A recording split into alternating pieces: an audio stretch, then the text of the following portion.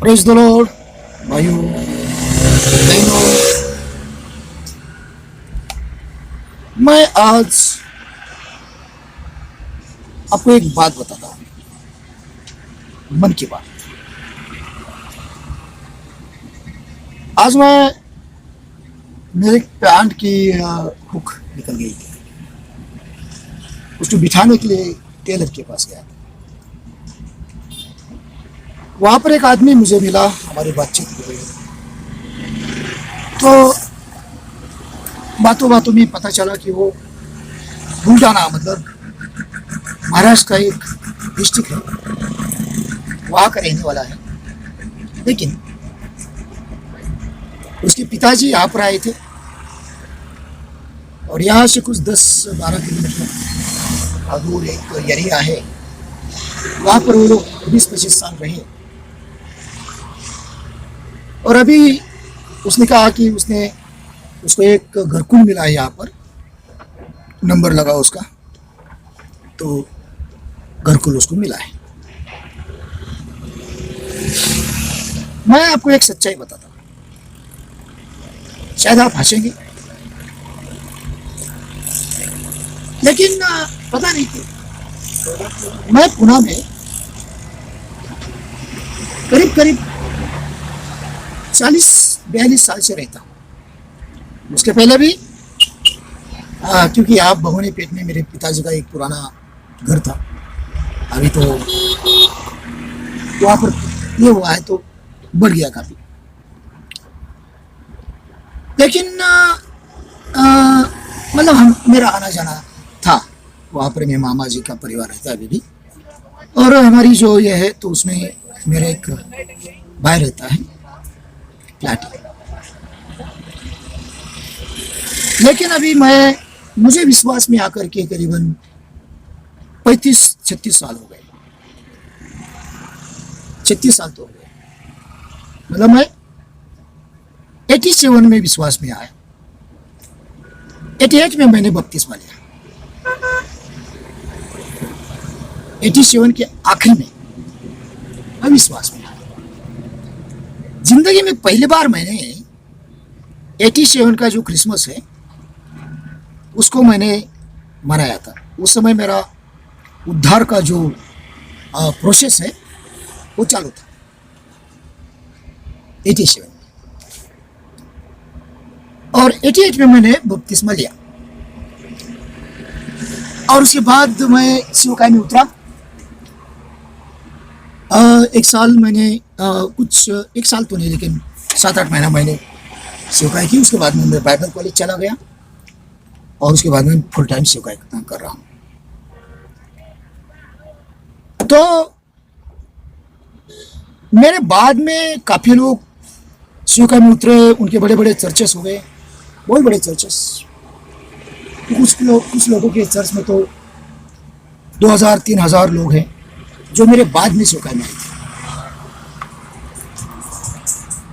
और ऐसे भी कुछ लोग हैं कि जिनके पास में 100-150 लोग हैं। ऐसे भी कुछ लोग हैं कि जिनके पास में 10 कलीसिया है, ये है 4-4, 5-5 फ्लैट है, घर है, बंगलो है, अच्छी अच्छी गाड़ियाँ। जो मेरे बाद में शिवकाय में उतरे उनके पास में 25 लाख की 50 लाख की गाड़ियाँ लेकर के वो घूमते हैं।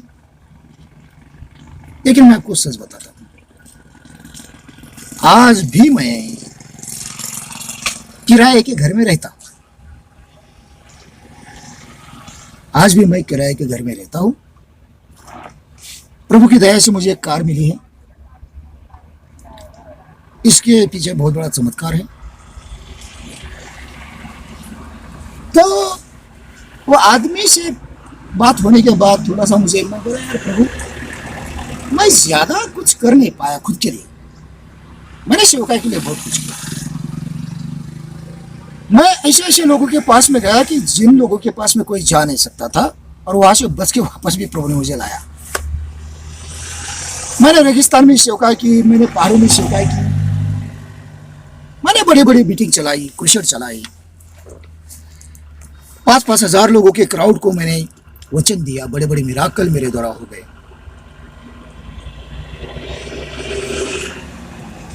लेकिन दो बातें कल मेरे दिमाग में एक बात घूम रही थी। मेरे द्वारा इतने सारे चमत्कार हुए, मैंने अपनी आंखों से बड़े बड़े चमत्कार देखे, लेकिन मेरी बेटी अनीता वो ठीक नहीं हो पाई। दूसरी बात, आज मुझे ये प्रश्न पड़ा, मतलब ये विचार आया है कि यार मेरा अपना खुद का घर नहीं हुआ। अब कल प्रभु ने मेरे बेटी के विषय में जब मैं प्रार्थना कर रहा था तो कुछ बातें मुझे बताई, यहाँ पर मैं नहीं बताऊंगा, उसकी कोई ज़रूरत नहीं है।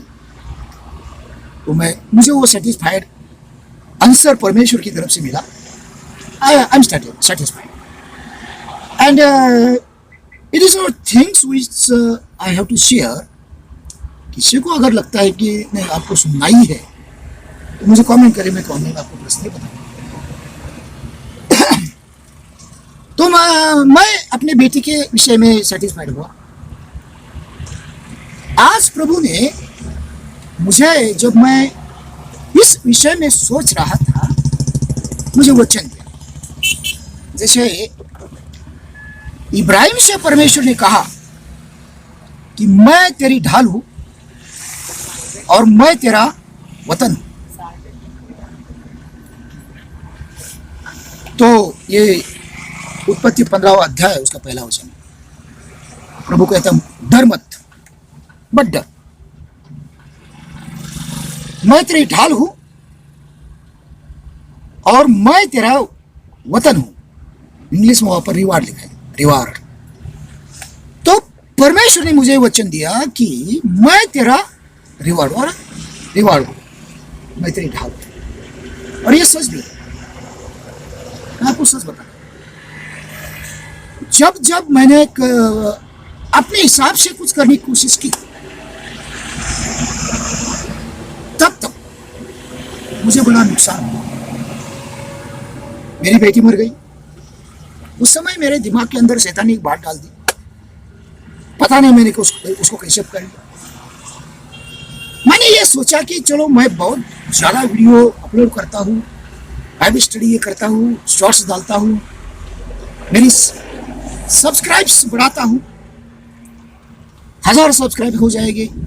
उसके बाद में मुझे यहाँ से ऑनलाइन से इनकम चालू हो जाएगा। और मेरे पास में 1 साल ये फ्लैट है। वैसे मैं छोड़ने वाला था, तो अभी मेरे पास 2 ही महीना था, 2 महीना है। उसके बाद में आने की, क्योंकि मेरी बेटी अनीता ने कहा हमको फ्लैट पे रहना नहीं है, हम एक 1 RK में जाएंगे। ये बड़ा सा फ्लैट है, उसको क्या करेंगे लेकर। तो वो वहाँ पर बोर हो रही थी, अच्छा नहीं लग रहा था, तो मैंने भी सोचा ठीक है 1 RK में जाएंगे। कुत्ता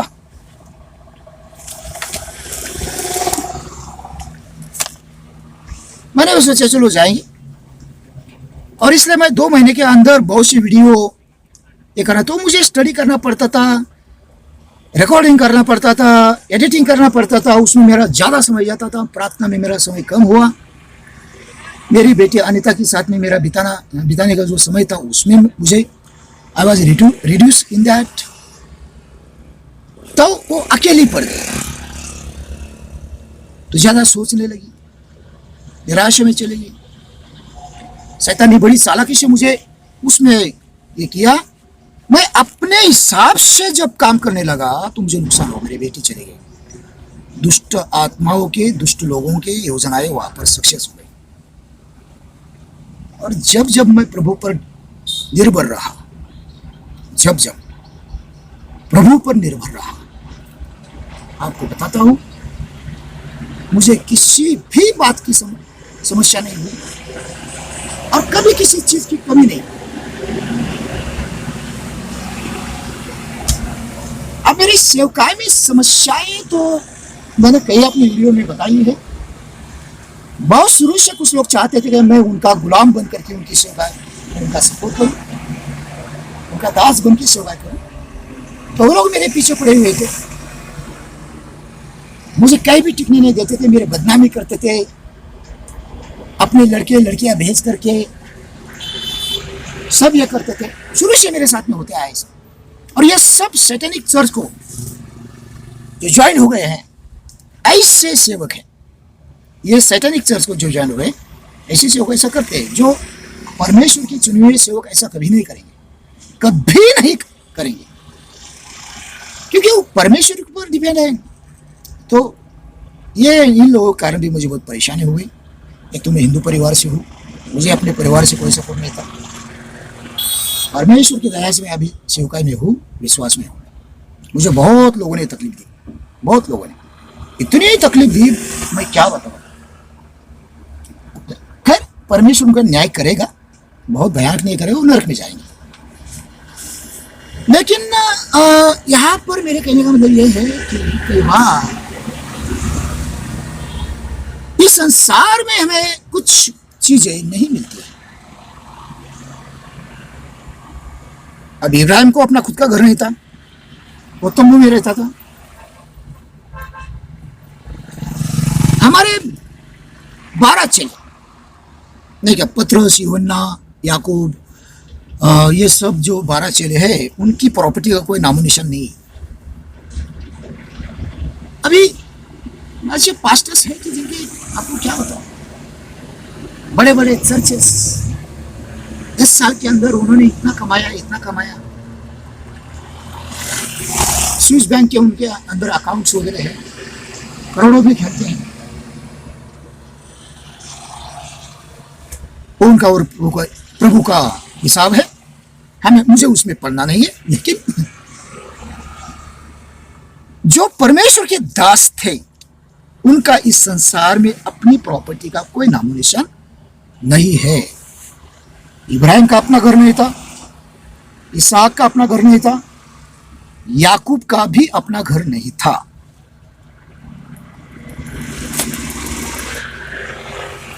परदेशी बनकर के वो लोग घूम रहे थे।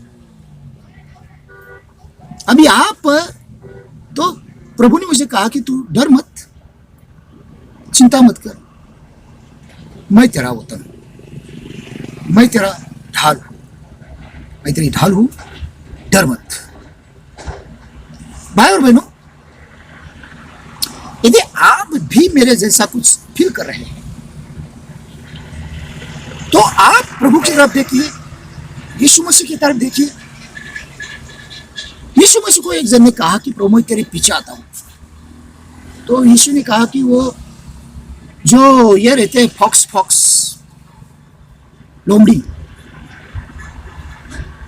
लोमड़ी को छुपने के लिए जगह है, लेकिन मुझे रहने के लिए जगह नहीं।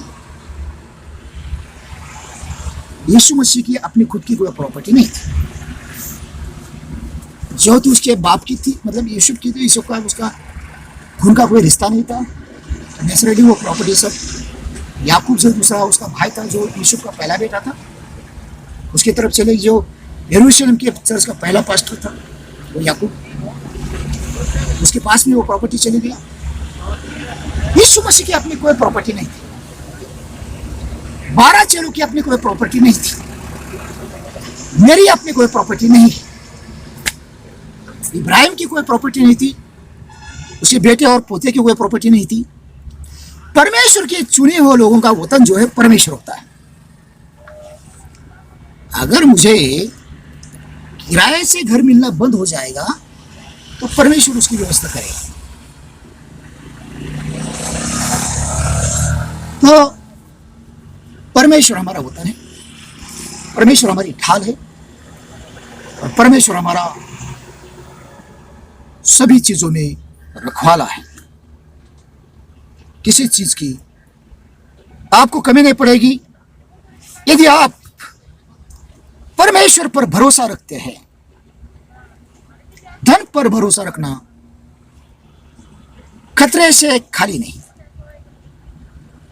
मुझे प्रभु ने कहा अगर तेरी प्रॉपर्टी होती तो तेरे रिश्तेदार तेरा खून करके वो प्रॉपर्टी ले लेते। मेरी बेटी चली गई, मेरी पत्नी चली गई, पहले उसको भी मारने में इन लोगों का हाथ है, उसको भी मारने में इन लोगों का हाथ है, मेरी बेटी को मारने में इनका हाथ है। तो परमेश्वर इन सारी चीजों का न्याय करेगा, लेकिन अगर आज मेरे पास में फ्लैट होता भी तो मेरे रिश्तेदार जो है वो बड़े खतरनाक लोग हैं, लालची लोग हैं। मेरे साथ जो बहुत मीठा मीठा बात करते, मुझे खाने में कुछ डाल देते, मैं मर जाता तो प्रॉपर्टी ले लेते। आज प्रभु ने मुझे ये बात कही तो मैं आपको यहाँ पर बता रहा हूँ। तो भाई और बहनों, सबसे महत्वपूर्ण बात क्या है? तो सही समय पर सही बातें परमेश्वर करता है। क्योंकि प्रभु चाहेगा कि मेरा खुद का घर हो। यीशु मसीह के आने से पहले, अगर नजीक के समय में, आसपास के समय में, आने वाले दिनों में, इन फ्यूचर यीशु मसीह आ जाता है तो अच्छी बात है। और अगर उसके आने मतलब मेरी जिंदगी जितनी है तब तक मैं सेवकाई करूंगा। और प्रभु मैं अपने खुद के घर में मरूं, ऐसा ये रहेगा उसका, तो मेरा खुद का घर वो दे देगा। नहीं तो मुझे किराए के घर में अगर मैं मर जाता हूं तो मुझे कोई दुख नहीं है, इससे कोई चिंता नहीं, क्योंकि बाद में तो शरीर कब्र में जाने वाला है। नहीं, इस तरह से मुझे प्रॉपर्टी का कोई लालच नहीं, शुरू से नहीं।